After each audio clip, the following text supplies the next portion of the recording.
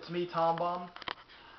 I want to read a very influential speech that was done on March 23rd, 1775, in front of the House of Burgesses in St. John's Church in Richmond, Virginia.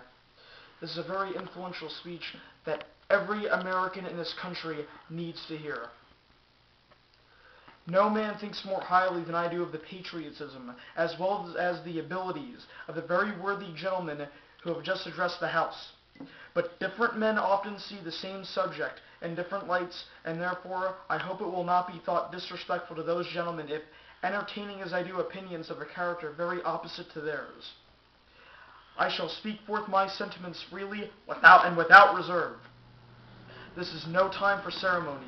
The questioning before the House is one of awful moment to this country. For my part, I consider it as nothing less than a question of freedom or slavery, and in proportion to the magnitude of the subject ought to be the freedom of the debate. It is only in this way that we can hope to arrive at truth and fulfill the great responsibility which we hold to God and our country. Should I keep back my opinions at such a time through fear of giving offense, I should consider myself as guilty of treason towards my country, and an act of disloyalty towards the majesty of heaven, which I revere alone, all earthly kings. Mr. President, it is natural to man to indulge in the illusions of hope. We are apt to shut our eyes against the painful truth, and to listen to the song of that siren till she transforms us into beasts. Is this part of wise men engaged in a great, arduous struggle for liberty? Are we disposed to be of the number of those who, having eyes, see not, and having ears, hear not, the things which so nearly concern their temporal salvation? For my part, whatever anguish of spirit it may cost, I am willing to know the whole truth, to know the worst, and provide for it. I have but one lamp, by which my feet are guided, and that is the lamp of experience. I know of no way of judging of the future but by the past, and by judging the past, I wish to know what there has been in the conduct of the British ministry for the last 10 years to justify those hopes with which gentlemen have been pleased to solace themselves in the House. Is it that insidious smile with which our petition has been lately received? Trust it not, sir. It will prove a snare to your feet. Suffer not yourselves to be betrayed with a kiss.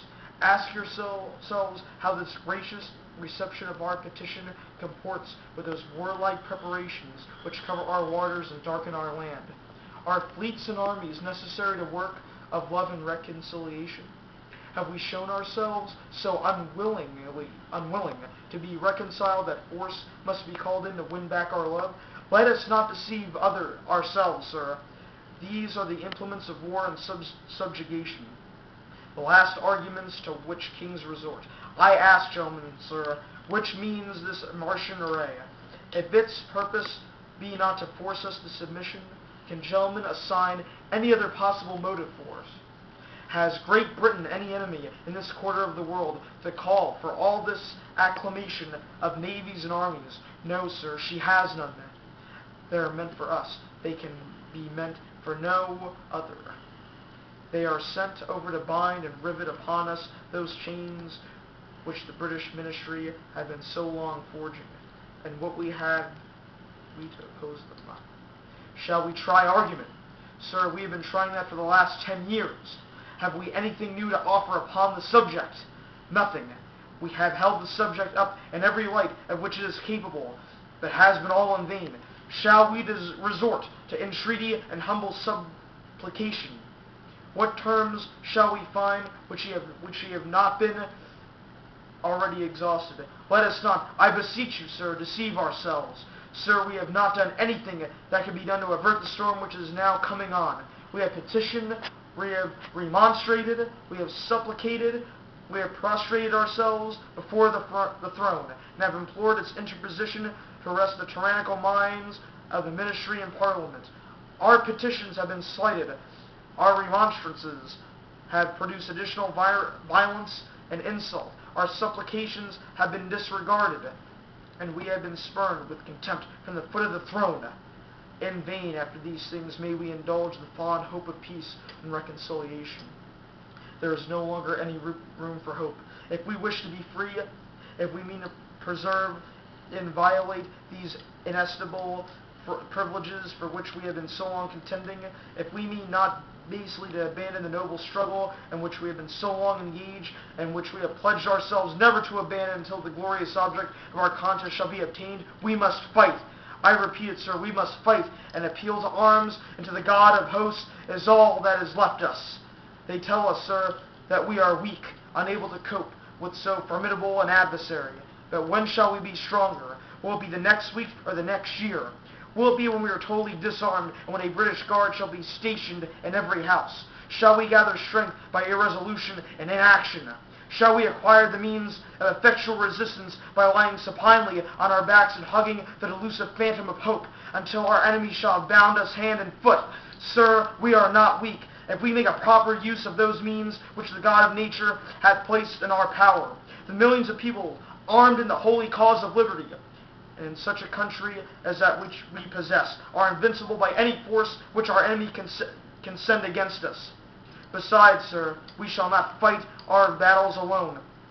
There is a just God who presides over the destinies of nations, who will raise up friends to fight our battles for us. The battle, sir, is not to strong alone.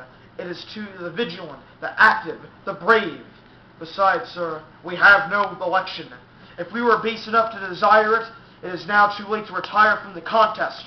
There is no retreat but in submission and slavery. Our chains are forged. Their clanking may be heard on the plains of Boston. The war is inevitable, and let it come. I repeat it, sir, let it come. It is in vain, sir, to extenuate the matter. Gentlemen may cry, peace, peace, but there is no peace. The war has actually begun. The next gale that sweeps from the north will bring to our ears the clash of resounding arms. Our brethren are already in the field. Why stand we here idly? What is it that gentlemen wish? Why would they have? Is life so dear or peace so sweet as to be purchased at the price of chains and slavery? Forbid it, Almighty God! I know what curse others may take, but as for me, give me liberty or give me death. Please look at Patrick Henry in this speech. This is done much better than definitely I may be able to, as the words that he professed are much more powerful than I will ever be able to profess myself.